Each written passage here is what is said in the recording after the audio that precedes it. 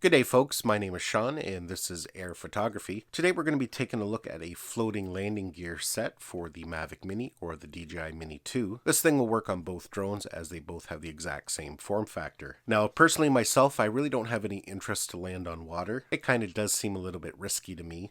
However, I was more interested in using this rig to land on snow. I live in Canada, Ontario to be exact, and we do tend to get a lot of snow over the winter season. For the most part, when I'm flying in the winter, I'll just hand launch and hand catch the drone, but I thought this would be an interesting rig to be able to allow me to land on snow when needed. On top of that, if you do plan on flying over water, something like this could just be a nice fail-safe. If something happens to go wrong and the drone crashes, you'll be able to retrieve it. So let's just jump right in and take a closer look.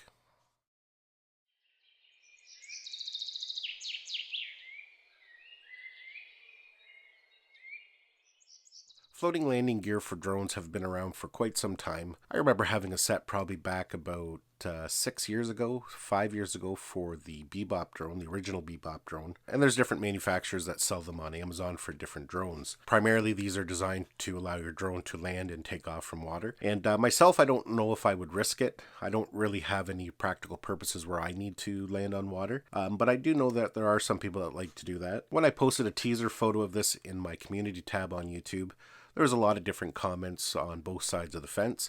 Some people who have them and say they work perfectly on water. Others say they've had some problems. So with that said, I'm not really recommending that you should or shouldn't use these to land on water.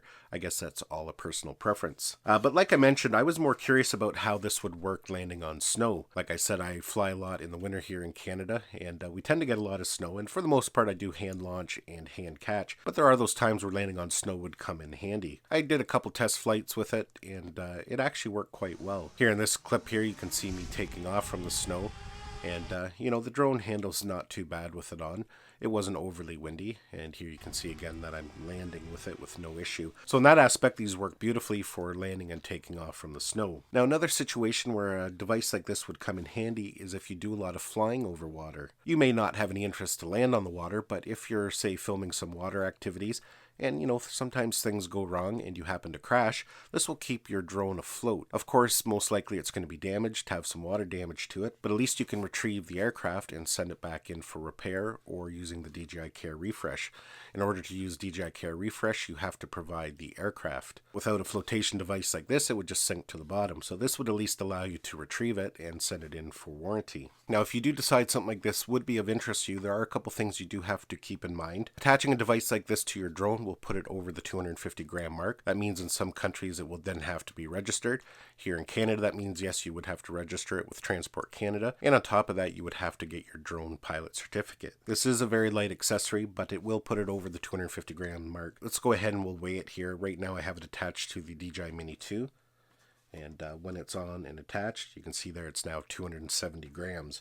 So that would put it over the mark where you would have to register it. The other thing to keep in mind is that your drone will not fly quite the same. This is going to add a lot of wind resistance and could be very susceptible to the wind. So it's probably a good idea if you are going to be flying with a device like this attached to your drone not to fly on very windy days. The motors will have to work a little bit harder to keep the drone stable, so your flight time will be decreased. And lastly, if you are going to attach this to your drone, make sure you enable payload mode. There is an option if you go into your settings that allows you to enable payload mode when you're going to be attaching things like propeller guards and accessories like this. So it's important to turn that on before you take flight. This is definitely one of those accessories that you're probably not going to use very often, but in certain situations it could come in very handy. Now, just quickly before we go here, I will show you what all comes inside the package when you purchase it and how to install it. This is how it comes here, and there is a little bit of assembly, but it's not too bad. You can see when we open up the box, we get this frame here. We get our 2 floating pontoons. We also get 2 screws, a bracket, and of course we have some installation instructions here. And again, as I mentioned at the beginning of this video, you can install this on the original Mavic Mini or the DJI Mini 2. The aircraft bodies are exactly the same, so it works for both. So to install it, we're just going to flip the drone over here. And as you can see here, we have a cutout at the top, and that goes over where the LED lights are and the power button. We then take the top bracket and just place it over top. And then we're just going to use these little thumb screws to hold it down in tight. So I'll just get the one started there first, and then I'll put the second one on. And I will warn you, these screws are really long, and there's a lot of twisting. I don't think the screws needed to be quite as long as they are, but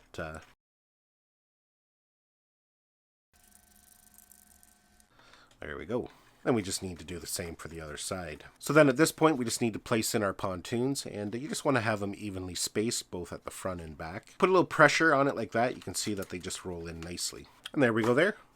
Easy peasy. Well, folks, that's basically it for my video. Hopefully you enjoyed it and got some value out of it. Give it a thumbs up if you did. Don't forget to subscribe to my channel so you don't miss any of our upcoming videos. And we'll see you in the next one.